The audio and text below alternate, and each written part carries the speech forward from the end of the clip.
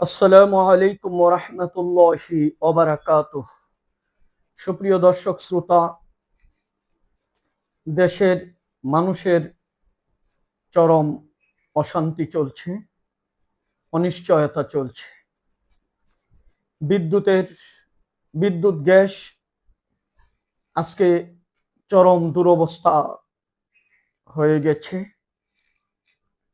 আমাদের সরকার, বিরোধী দল যখন জামাত ইসলামীর নেতৃত্বে বিরোধী দল যখন আন্দোলন করলো, সচিবালয় ঘেরাও করেছে, সরকারের মন্ত্রীরা তারা বলেছে দেশে নাকি অরাজকতা করার জন্য বিরোধী দল এগুলো করছে।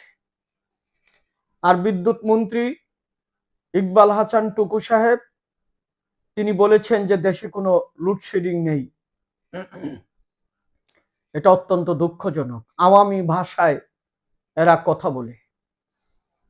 দেশের বাস্তব পরিস্থিতি স্বীকার করতে চায় না। এগুলো হচ্ছে স্বৈরাচারী পদক্ষেপ। সত্যকে সত্য বলতে হবে। তারেক রহমান সাহেব, আপনি শিক্ষা নিতে পারেন নাই।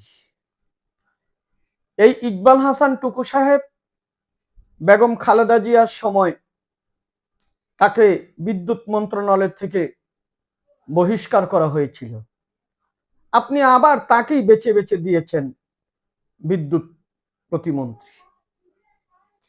আপনারা বলছেন যে আওয়ামী লীগের রেখে যাওয়া জঞ্জাল, আদানি, বিভিন্ন কথাবার্তা বলছেন। এই গ্লানি তো টানার কথা ছিল ডক্টর ইউনূস সাহেবের। ডক্টর ইউনূস সাহেবের সময় কত সুন্দর বিদ্যুৎ সাপ্লাই হয়েছে। আপনাদের সময় কেন অবনতি হইল? কারণটা কি? আপনার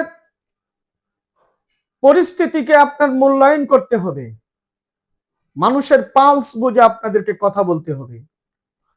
আপনারা ঠাট্টামি করেন জাতির সাথে। বিদ্যুৎ নেই, রাত্রে ঘুমাতে পারে না মানুষ। মানুষ তো অসুস্থ হয়ে যাবে। ঢাকা শহর থেকে শুরু করে সারা দেশের অজপাড়া গায়ে বিদ্যুতের করুণ অবস্থা। মানুষ রাত্রিবেলা ঘুমাতে পারে না, দিনের বেলা কাজ করতে পারে না, শিল্প কারখানাগুলো বন্ধ হয়ে যাচ্ছে। সেই দিকে আপনাদের খেয়াল নেই। আপনি কেন আপনার মা বেগম খালেদা জিয়া উনি যেই লোকটাকে ওই সময় বাতিল করেছিল, মন্ত্রণালয় থেকে বহিষ্কার করেছিল, সেই লোকটাকে আবার আপনি বিদ্যুৎ মন্ত্রী বানিয়েছেন? কারণটা কি? ওই ভারতীয় দালাল হওয়ার কারণে আপনি তাকে বিদ্যুৎ মন্ত্রী আবার বানিয়েছেন?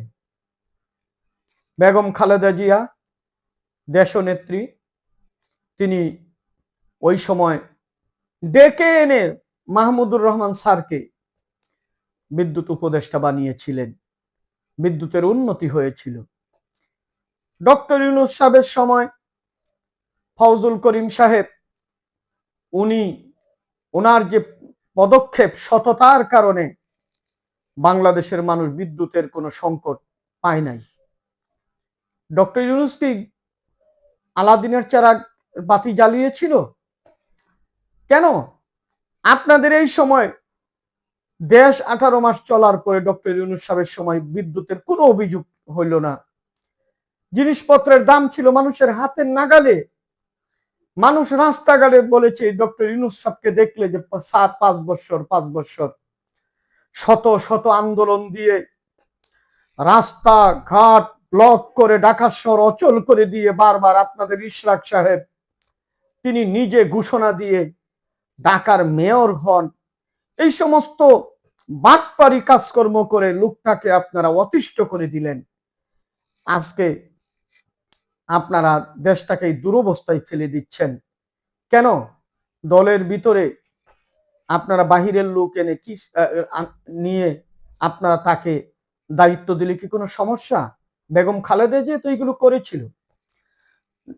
ফজলুল করিম সাহেব এত সুন্দরভাবে বিদ্যুৎ মন্ত্রণালয় ডক্টর ইউনূসের সময় চালিয়েছে। দেশের মানুষ বলেছে কি হয়েছে, দেশের বিদ্যুৎ রাত দিন এত সুন্দরভাবে সার্ভিস দিচ্ছে, আপনারা হঠাৎ করে এই সমস্যা ওই সমস্যা বলে দেশের মানুষদেরকে ধ্বংস করে দিচ্ছেন। আর ফজলুল করিমকে কি বললেন? উনি জামাত ইসলামের লোক।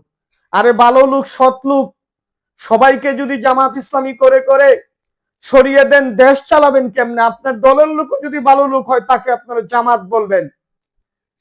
জামাত সাপ্লাই দেয় ভালো লোক, সৎ লোক, এটা কি জামাতের দোষ? এটা কি অন্যায়? যে কোনো জায়গার থেকে ভালো লোক দেখে দেখে, সৎ লোক দেখে দেখে আপনারা ছাঁটাই করে দিচ্ছেন জামাতের লোক। জামাতের লোক যদি ভালো হয়, সৎ হয়, সেটা অন্যায়টা কি? আপনারা তাদেরকে দিয়ে দেশ চালান। দেশ সুন্দর চলা দরকার। আপনাদের ইগু, আপনাদের দলের লোক জনে বাটপার টাউট, এই ইকবাল হাসান টুকু এই ভারতে গিয়ে আশ্রয় নিয়েছিল, এদেরকে আবার ধরে ধরে আপনারা মন্ত্রী বানিয়ে দেশের মানুষের কপাল নষ্ট করে দিচ্ছেন। সুতরাং আর একটি কথা বলি, বিএনপির ভিতরে যারা আওয়ামী লীগ থেকে এসে বিএনপি করছে, এই সবাইকে আপনারা এদের ব্যাপারে আপনারা সতর্ক থাকুন। এদের ভিতরে আওয়ামী প্রেম আবার জেগে উঠেছে। ইকবাল হাসান টুকু সহ ওই যে আপনাদের আরেক সন্ত্রাসী হাবিবুর রহমান হাবিব সাহেব, এরকম যারা আছে, এদেরকে দলের কোনো ভিতরের কোনো দায়িত্ব দিবেন না। এরা আওয়ামী লীগ, তাদের পুরনো সেই আওয়ামী লীগকে তারা মায়া করে দেশের 12টা বাজিয়ে দিবে। আপনার মায়ের সম্মান নষ্ট হবে, আপনার সম্মান নষ্ট হবে। বিএনপি এত বড় একটা দল, আমরা চাই না এদেশে ক্ষতিগ্রস্ত হোক। আসসালামু আলাইকুম ওয়া রাহমাতুল্লাহি ওয়া বারাকাতুহু।